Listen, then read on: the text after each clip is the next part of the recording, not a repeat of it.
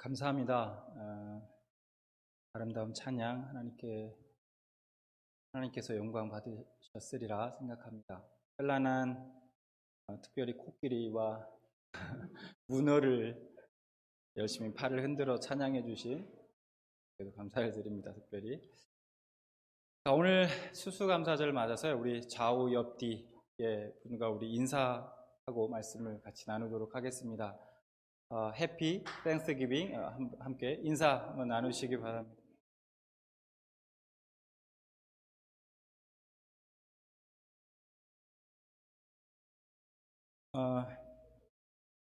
오늘 함께 읽은 본문은요, 본문의 내용은 아주 간단합니다. 예수님께서 10명의 나병 환자를 고쳐주시는 내용입니다. 그런데 병고침을 받고도 예수님께 다시 와서 감사를 표현한 사람은 한 사람뿐이었습니다. 그 한 사람은 사마리아인이었습니다.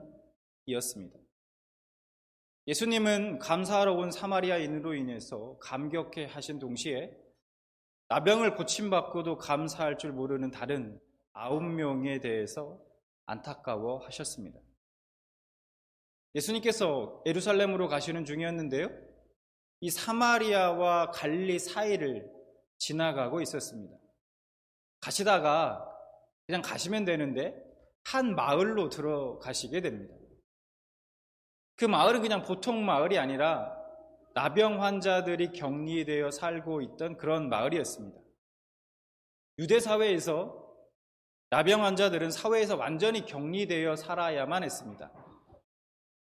그래서 레위기 13장 45절 46절을 보면 이렇게 말씀하고 있죠. 나병 환자는 옷을 찢고 머리를 풀며 윗입술을 가리고 외치기를 부정하다 부정하다 할 것이요 병 있는 날 동안은 늘 부정할 것이라.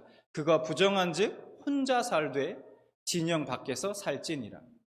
그러니까 나병에 걸린 사람은 가족으로부터도 떨어져야 했고 사회 구성원들과 함께 할 수 없었고 항상 그 진영 밖에 거주해야만 했습니다. 이 나병은 단순한 병이 아니라 영적인 의미가 있습니다. 나병이라는 것은 아파도 감각을 느끼지 못하는 병입니다. 살이 문드러지고 신체가 변형되는 무서운 병이죠. 마치 죄를 지어도 무감각하고 이것이 죄인인 줄도 모르고 살아가는 사람들처럼 말입니다. 그래서 유대인들은 이 나병을 죄인의 상징처럼 중하게 여겨서 저주받은 병이라 여겼습니다. 그런데 예수님이 지금 예루살렘으로 가시다가 그러한 나병 환자들이 모여 살고 있었던, 격리되어 있었던 그 마을로 지금 가신 것입니다. 마치 예수님께서 저주받은 나병 환자들, 즉 죄인인 인간들이 살고 있는 이 땅에 오신 것처럼 말입니다. 누가복음 17장 11절, 12절 말씀을 보니까 이렇게 말씀하죠.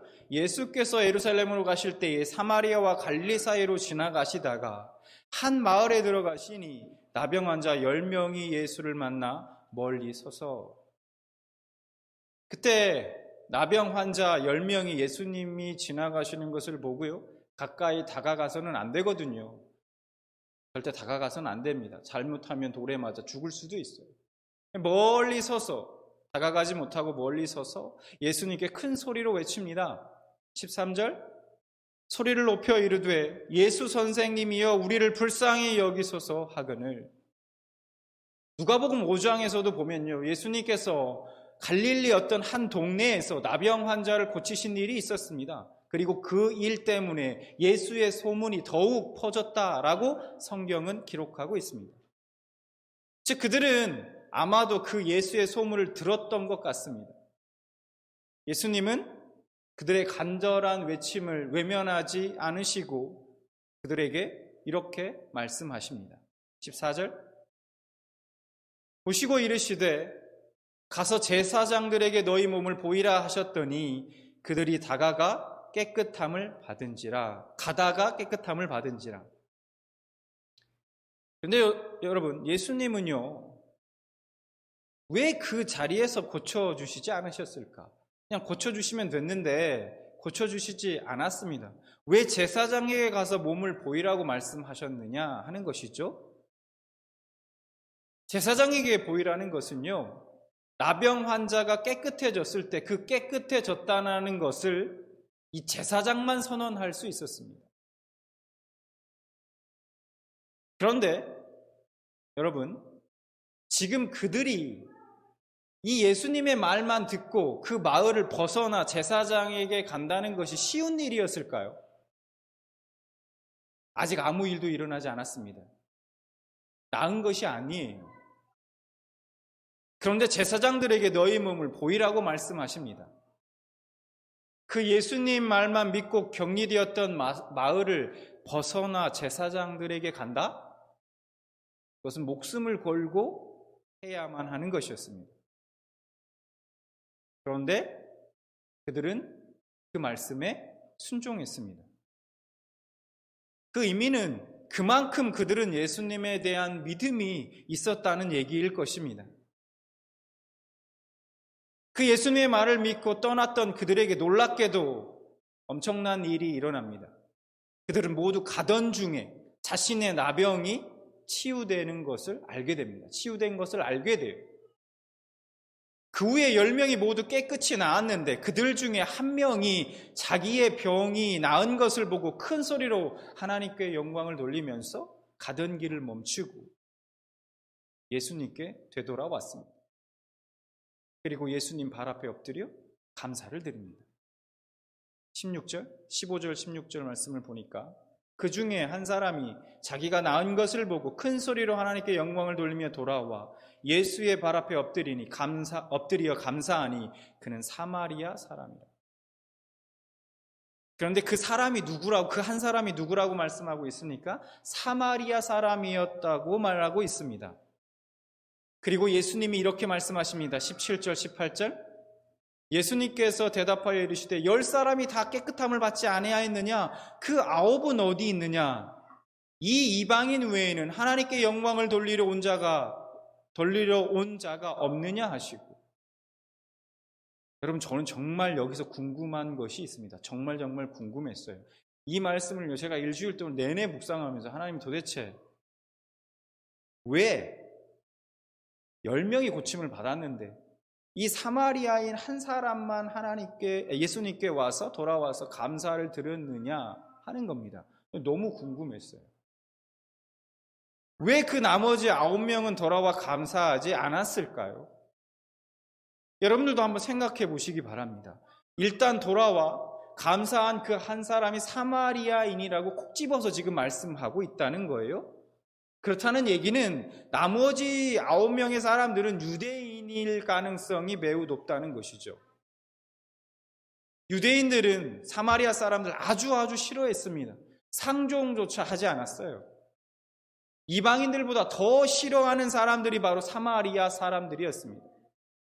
그들은 본래 이스라엘 사람들이었지만요, 이 아수르에게 멸망당한 이후에 혼혈 정책에 따라서 많은 사람들을 그 사마리아 땅에 이주시켜서 막 결혼시키고 막 그랬습니다. 그래서 피가 섞이고 말았어요. 그부터 이스라엘 사람들은 이 사마리아인들을 이방인들보다 더 경멸했습니다. 심지어 사마리아인은 유대인들로부터 개 취급을 받았습니다. 하나님께 저주받은, 결코 구원받을 수 없는 죄인 취급을 받았습니다. 그런데 그런 사마리아인은 돌아와 예수님께 감사했고 나머지 유대인들로 추정되는 9명은 돌아오지 않았다는 것입니다. 그러면 왜 사마리아인은 돌아와 감사했는데 나머지 유대인들은 돌아오지 않았을까 하는 것입니다. 하나님께 저주받아 걸리는 나병에서 여러분 고침받았습니다. 저주의 병, 하나님으로부터 저주받은 사람이 걸린다라는 그 나병에 나병에서부터 해방되고 고침을 받았어요. 여러분, 이게 작은 일입니까? 엄청난 일 아닙니까? 상식적으로 아무리 생각해봐도 당연히 돌아와 감사해야 하는 것 아닐까요? 감사합니다 한마디 정도는 할 수 있지 않습니까? 우리도 살면서 누군가에게 작은 신세 하나 줘도, 작은 신세라도 지면 감사합니다 한마디 하는 것이 당연한 일 아닐까요? 상식이 아닐까요? 그 나면 환자가 만약에 여러분이었다면 당연히 그렇게 하지 않았겠습니까? 그런데 도대체 왜 이런 차이가 만들어지게 된 걸까요? 성경은요, 그 이유에 대해서 속 시원하게 말씀해 주고 있지 않습니다. 이러이러해서 사마리아인은 이런 마음을 가지고 예수님께 다시 돌아와 감사했다, 이렇게 얘기해 주고 있지 않다는 거예요. 그래서 다만 우리가 오늘 말씀 속에서 그 힌트를 좀 찾아보고자 합니다. 말씀 속에서요. 자, 16절 말씀을 좀 다시 보면 예수님 발 앞에 엎드려 감사하니 그는 사마리아 사람이라 라고 말씀하고 있죠. 성경은 돌아와 감사한 사람이 사마리아 사람이었다고 말해주고 있습니다. 그냥 10명 중 한 사람만 돌아와서 감사했다라고 해도 될 텐데 굳이 사마리아인이었다라고 밝히고 있어요. 또한 18절에 예수님이 이렇게 말씀하십니다. 다시 보면 이 이방인 외에는 하나님께 영광을 돌리러 온 자가 없느냐 하시고, 이 예수님의 말씀에서도요, 그냥 이 한 사람 혹은 이 사마리아 사람이라고 하셔도 될 텐데 굳이 이 이방인이라고 말씀하고 있다는 거예요. 그러면 예수님이 이렇게 말씀하신 이유가 무엇일까요? 우리는 그 예수님의 의중을 알아야 합니다. 저는 이 예수님의 의중 속에 힌트가 있다고 생각합니다. 바로 사마리아와 사마리아인과 유대인, 선민과 이방인 카테고리입니다. 여러분, 이런 사상을 누가 만들었습니까? 유대인들입니다. 유대인들이 만들었어요. 유대인들은 선민의식이 강했습니다. 매우 강했어요. 우리는 택함받은 민족이다. 하나님 앞에 택함받은 유일한 민족이다. 라는 이 선민의식이 매우 강했다라는 거예요. 이러한 지나친 선민의식에 중독되어서 자신들은 하나님께 택함받은 민족이기 때문에 구원을 받은 것은 당연한 것으로 생각하고, 그렇게 생각하는 우월주의가 죄인이라는 것을 스스로 잊어버리게 만들었습니다. 나병이 나았음을 알았을 때 어쩌면 그들은 너무 기쁘고 감사했을 거예요. 그리고 예수님 생각이 순간 났을 수도 있습니다. 그러나 선민의식에 중독된 그들은 원래부터 축복을 가질 권리가 자신에게 있었고, 그래서 그들이 나음을 입은 것은 예수님의 긍휼과 자비 때문이 아니라 자신들이 원래부터 선택받은 사람이기 때문에 당연히 받아야 할 것이었다고 생각했을지 모릅니다. 그러니 굳이 예수님께 가서 감사할 필요가 없었던 것이죠. 반면에 사마리아인은 어땠을까요? 자신은 용서받을 수 없고 구원받을 수 없는 죄인이라고 알고 있었습니다. 그런데 저주의 병인 나병으로부터 치유를 받았습니다. 다시 말하면 한 번도 상상하지 못했던, 기대하지 못했던 그러한 엄청난 은혜를 받은 거예요. 그래서 그는 그 사실이 너무나 놀랍고 감격스러워 그냥 있으면 안 될 것 같았던 것입니다. 지금까지 그 누구도 죄인인 자신에게, 예수님은 유대인 아닙니까? 더군다나 어떤 유대인들도 자신에게 이런 호의를 베풀어 준 사람이 없는데, 그래서 나병에 걸린 것조차도 어쩌면 당연한 것으로 여기고 있었는데 이런 뜻하지 않은 은혜를 주신 것, 이것이 너무나 감사하고 감격스러웠던 것입니다. 이 감격과 이 은혜를 감사하지 않으면 가슴이 터져버릴 것 같아서 그는 가던 길을 멈추고 돌아와 큰 소리로 감사를 드렸습니다. 하나님께 선택받은 자라는 생각이 예수님께 받은 은혜를 당연한 것으로 여기게 만든 것입니다. 반대로 자신은 저주받은 죄인이라는 생각이 예수님께 받은 은혜를 정말 뜻밖의 상상하지 못한 은혜로 여겨 하나님께 영광을 돌리며 예수님께 돌아와 감사할 수 있었던 것입니다. 그리고 그 이방인은 육체의 질병뿐 아니라 영원의 구원까지 받게 되었습니다. 19절 그에게 이르시되 일어나 가라 내 믿음이 너를 구원하였느니라 하시더라. 여러분 우리도 마찬가지입니다. 여러분 우리가 원래 진짜 사마리아인이죠. 저와 여러분이 진짜 사마리아인 아닙니까? 개와 같은 저주받은 결코 스스로는 구원에 이를 수 없는 이방인이 바로 저와 여러분 아닙니까? 우리는요 참 유대인이 될 수 없습니다. 절대로. 그런 존재들이에요. 그런데 아무것도 잘난 것 없고 하나님 보시기에 그냥 추악한 죄인일 뿐인 우리들을 하나님의 백성으로 인정해 주셨습니다. 여러분 여기에 우리의 공로가 있습니까? 아니죠. 1도 없습니다. 그저 전적인 예수님의 공로, 그 십자가 은혜로 말미암아 우리에게 주어진 것입니다. 여러분 이 사실을 믿으십니까? 여러분 이 사실을 인정하십니까? 그렇다면 지금부터 우리에게 주어진 모든 것은 당연한 것은 하나도 없다는 것입니다. 오늘의 하루는 어제와 비슷하고 그렇게 당연히 내일도 오늘과 크게 다르지 않은 하루가 될 것입니다. 하지만 우리의 이 평범한 일상은 사실 당연하지 않습니다. 우리가 당연시하는 이 평범함을 어느 누군가는 갈망하는 것이라는 것, 갈망하고 있다는 것입니다.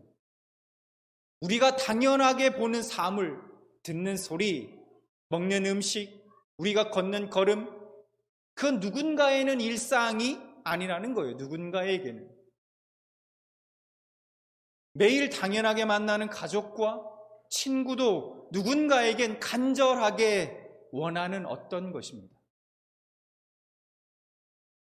우리가 지금 드리는 이 예배도 마찬가지입니다. 북한의 지하교회 성도들에겐요, 꿈 같은 일입니다, 여러분. 우리는 일상 속 어떤 것에, 모든 것에 단지 익숙해져 있을 뿐입니다. 당연한 것은 하나도 없다는 거예요. 세상에 당연한 일은 없습니다. 오늘 하루 살아 숨쉬며 살아있는 것도, 그러므로 이 땅에서 내가 누리고 있는 그 모든 것들이 다 하나님의 은혜로 허락된 것입니다.